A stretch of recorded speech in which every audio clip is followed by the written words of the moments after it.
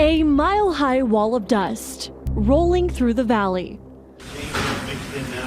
creating high winds and zero visibility.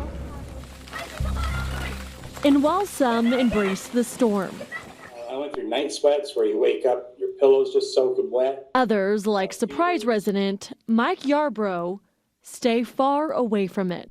It's really nasty stuff. Mike says just a few years ago, he was in his backyard when a huge dust storm hit. And I'd been through a lot of dust storms and never gave it a second thought. You knew you were breathing in the dust. You just went along about your business. But he believes that one experience cost him his health after contracting valley fever a week later.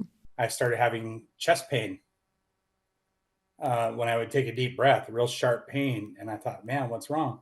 For 8 months, Mike says he had to go through treatment, but his story is not unusual.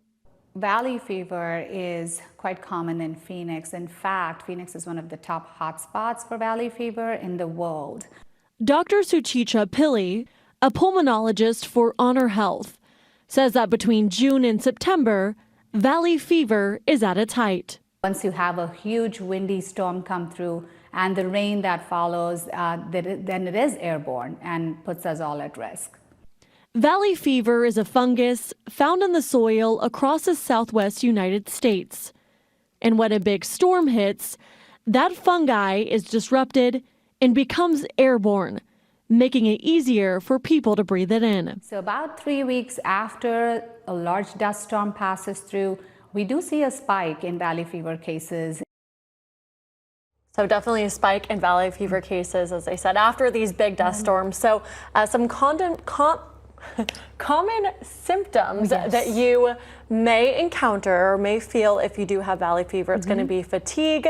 So if you're tired, a cough, you have shortness of breath, a headache, fever, night sweats, muscle aches, joint pain, or you have a rash on your upper body or legs. So this is the beginning stages if you have valley fever.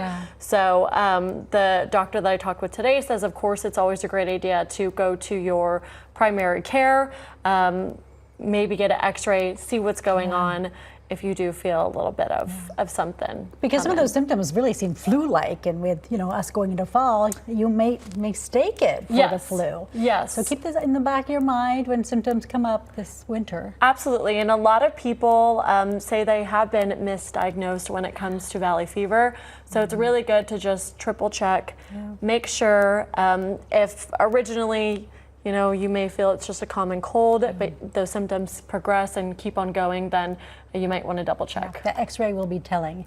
And Mickaela and I were dashing in the rain in the We storm were yesterday. Shout out to our friends at PETA Jungle. Yes. Thank you, Mickaela.